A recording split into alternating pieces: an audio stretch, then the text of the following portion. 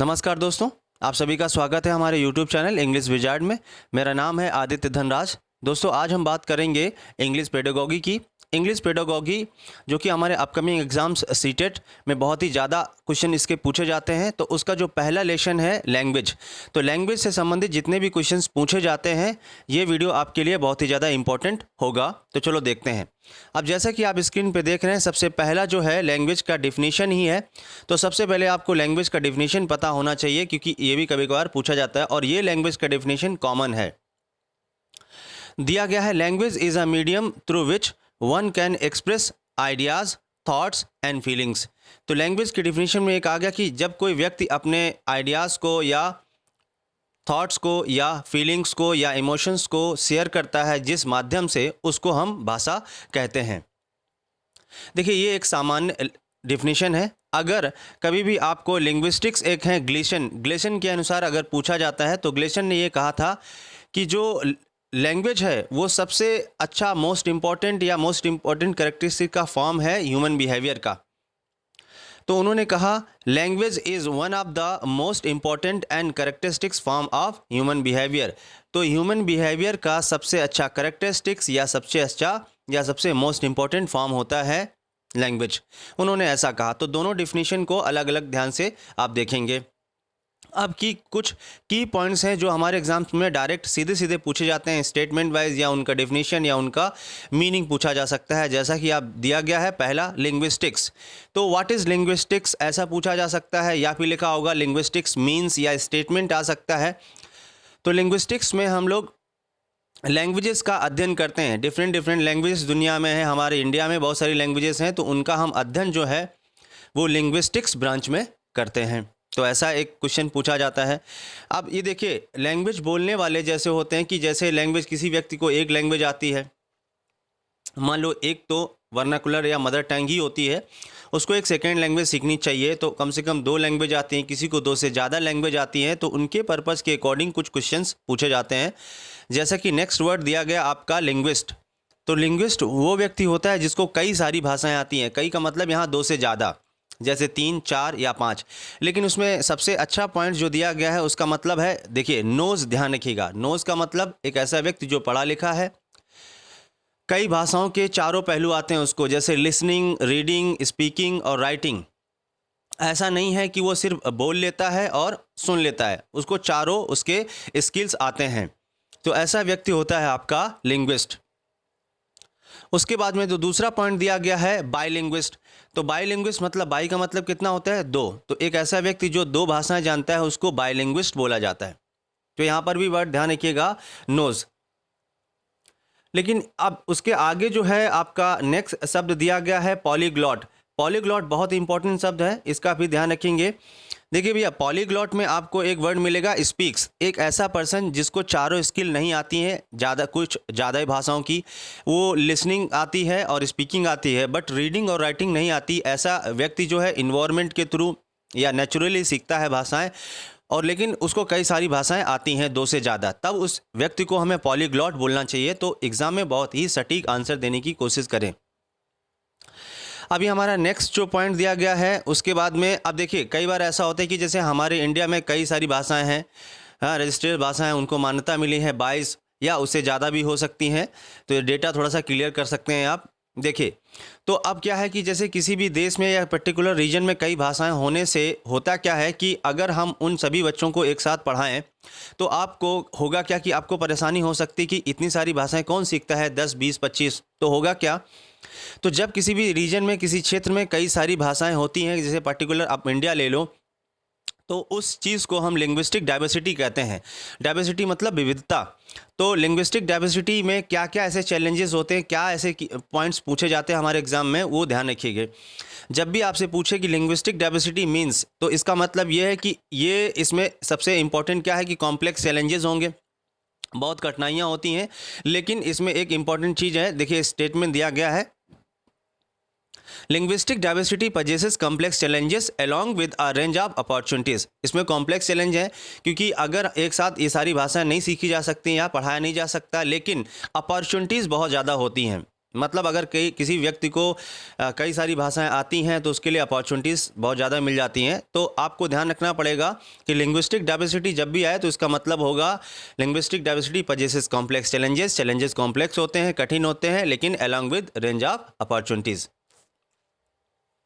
Next question, कई बार पिछली बार क्वेश्चन पूछा गया है, जैसे कि अगर कोई बच्चा जो है रोता है तो cry of a child is a sign language. तो उसकी जो वो लैंग्वेज है वो आपकी मतलब वो लैंग्वेज नहीं है एक्चुअली, वो कैसी लैंग्वेज है, आपकी साइन लैंग्वेज है। वो उसके साइन, या जैसे कोई मदर है बच्चे को रोते देखती है तो सबसे पहले ये अनुमान लगाती है शायद ये भूखा हो सकता है, ऐसा कुछ। या मान लीजिए अब उसने फीड कराया, फीड कराने के बाद भी चुप नहीं हो रहा है तो शायद ऐसा हो सकता है कि कुछ प्रॉब्लम हो सकती है, फिजिकल या मेंटली, या बीमार हो सकता है, कुछ ऐसा हम उसको फील कर सकते हैं, लेकिन ये लैंग्वेज नहीं है। तो जब भी कोई बच्चा रोता है तो उसकी जो लैंग्वेज होती है वो साइन लैंग्वेज होती है। इसका भी क्वेश्चन पूछा जा चुका है।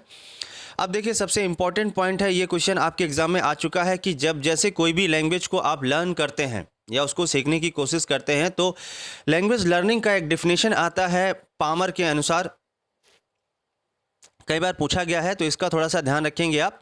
स्टेटमेंट दिया गया है, language learning is essentially a habit forming process that is a process during which we acquire new habits. इन्होंने कहा था कि जो लैंग्वेज लर्निंग है वो एसेंशियली क्या है, एक हैबिट प्रोसेस है या हैबिट फॉर्मिंग प्रोसेस है। क्योंकि ऐसा होता है कि जब कोई व्यक्ति जितनी ज़्यादा, अच्छा अब हैबिट कम्स फ्रॉम प्रैक्टिसेस, इसीलिए कहा गया है practice makes the man perfect.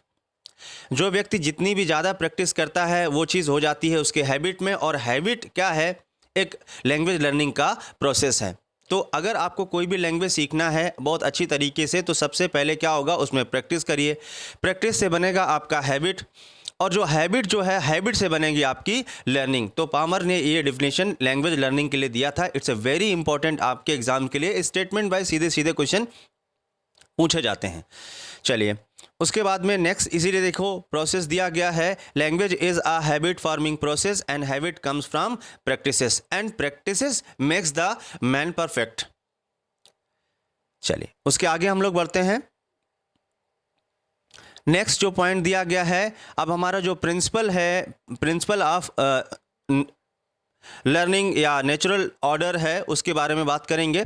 तो जैसे जब भी कोई व्यक्ति किसी भी लैंग्वेज को सीखना चाहता है तो उसको सबसे पहले क्या सीखना चाहिए, कौन सी स्किल उसको आनी चाहिए, उसके बाद में कौन सी स्किल सीखनी है, उसके बाद कौन सी स्किल सीखनी है, ये देखने की कोशिश करेंगे। देखिए तो सबसे पहले देखिए ये कोड दिया गया है यहाँ पर LSRW। तो इट मीन्स, इसका मतलब L से है लिसनिंग, S से है स्पीकिंग, R से है रीडिंग एंड W से है राइटिंग। तो आप जब भी ये क्वेश्चन बिल्कुल आसान से पूछा जा सकता है कि principle of natural order of learning skill, इसका भी आंसर आपको ऑप्शन में देना होता है। तो कई बार कोड में दे देता है LSRW, या तो इनको एक्सप्लेन करके ऑप्शन दे देगा कि listening, speaking, reading and writing. कई बार बदल देगा, स्पीकिंग, लिसनिंग, रीडिंग, राइटिंग लिख देगा, रीडिंग, राइटिंग या स्पीकिंग, ऐसा ऑप्शन बदल देता है। तो आप सही सटीक जो है आंसर देने की कोशिश करें। अब इससे संबंधित एक क्वेश्चन और भी पूछा जाता है कि अगर कोई पूछता है कि यदि कोई बच्चा अपने माँ के पेट में है तो उसमें से इनमें से वो कौन सी स्किल सबसे पहले, या उसको वहाँ पर भी वो स्किल वो मतलब जानता है, वो सीख लेता है, तो वो होती आपकी लिसनिंग। तो इसका थोड़ा सा ध्यान रखेंगे। जैसे कि आप अभिमन्यु के बारे में सुना होगा, वो जब अपनी माँ के पेट में थे तो वो जो कहानियाँ सुनती थी वो उनको भी सुनाई पड़ती थी, हालांकि वो आखिरी जो है चक्र जो था उसको वो नहीं सुन पाए थे। तो इसलिए जब कोई व्यक्ति या कोई भी बच्चा अपनी माँ के पेट में है तो वो उसको लिसनिंग प्रोसेस या लिसनिंग स्किल्स आती हैं। चलिए अब उसके बाद में कुछ की पॉइंट्स और भी हैं, उनको देखने की कोशिश करेंगे। ये आपके एग्जाम्स के लिए बहुत ही ज़्यादा इंपॉर्टेंट है। तो उसके बाद में दिया गया है आपका सीमेंटिक्स, या कह सकते हैं एक शब्द दिया है सीमेंटिक्स या इटिमोलॉजी। इसका सीधा सीधा क्वेश्चन पूछा जा सकता है, इटिमोलॉजी मीन्स या सीमेंटिक्स मीन्स। तो इसका मतलब होता है the study of origin of languages. देखिए माफ़ी चाहता हूँ, ओरिजिन ऑफ लैंग्वेजेस नहीं, यहाँ पर जो होगा लैंग्वेज की जगह पर वर्ड्स होना चाहिए, वर्ड्स, सॉरी। तो शब्दों की उत्पत्ति का अध्ययन किसमें किया जाता है कि जैसे जो शब्द है वो उसका ओरिजिन क्या है, वो कहाँ से लिया गया है, उसके बारे में हम इसमें स्टडी करते हैं, या उसकी हिस्ट्री के बारे में हम स्टडी करते हैं। जैसे मान लो ट्रिग्नोमेट्री या जियोमेट्री जो शब्द हैं वो संस्कृत भाषा के शब्द हैं, ये कहने का मतलब है इस तरीके का। तो ये जो कोई भी शब्द होंगे वो किस भाषा के हैं, संस्कृत के हैं, हिंदी के हैं, स्पेनिश के हैं, या फ्रेंच के हैं, ग्रीक है या लैटिन है। जैसे फोबिया वर्ड है, तो फोबिया वर्ड जो है वो आपका ग्रीक वर्ड है। तो ग्रीक एक देवता थे फोबस, डर का देवता, है ना। तो इसी वजह से फोबिया का मतलब होता है डर। तो इन सब चीज़ों की अगर हमें जानकारी चाहिए तो वो हमें सीमेंटिक्स या इटिमोलॉजी में मिलती है। उसके बाद में हमारा लास्ट वर्ड ये है इस वीडियो का, फोनेटिक्स। तो फोनेटिक्स बहुत इंपॉर्टेंट है। फोनेटिक्स का मतलब होता है कि जब शब्दों की उच्चारण या शब्दों का जो साउंड है उसका अध्ययन किया जाता है। मतलब क्या कि इस शब्द को बोला क्या जाएगा, इसको उच्चारण क्या किया जाएगा, इसका साउंड क्या है, तो उसकी ब्रांच को हम फोनेटिक्स बोलते हैं। इसीलिए कोई भी भाषा को इंटरनेशनली सीखने के लिए जो है IPA जो है IPA सीखा जाता है। यहाँ IPA का मतलब होता है इंटरनेशनल फोनेटिक्स अल्फ़ाबेट। तो इंटरनेशनल फोनेटिक्स अल्फ़ाबेट भी बहुत इंपॉर्टेंट है आपके एग्ज़ाम्स के लिए। अगर आपको कहीं से लर्न करना हो या मिल जाए तो आप इसको लर्न कर सकते हैं। तो दोस्तों आज के लिए सिर्फ इतना ही। हमने जो लैंग्वेज से संबंधित कुछ वोकेबलरी या कुछ की पॉइंट्स आपको बताए, ये आपके अपकमिंग एग्ज़ाम्स जैसे CTET या स्टेट टेट्स में बहुत ही ज़्यादा काम में आ सकते हैं। तो चलो मिलते हैं हम लोग नेक्स्ट वीडियो में। तब तक के लिए इतना ही। वीडियो सुनने और देखने के लिए बहुत बहुत धन्यवाद।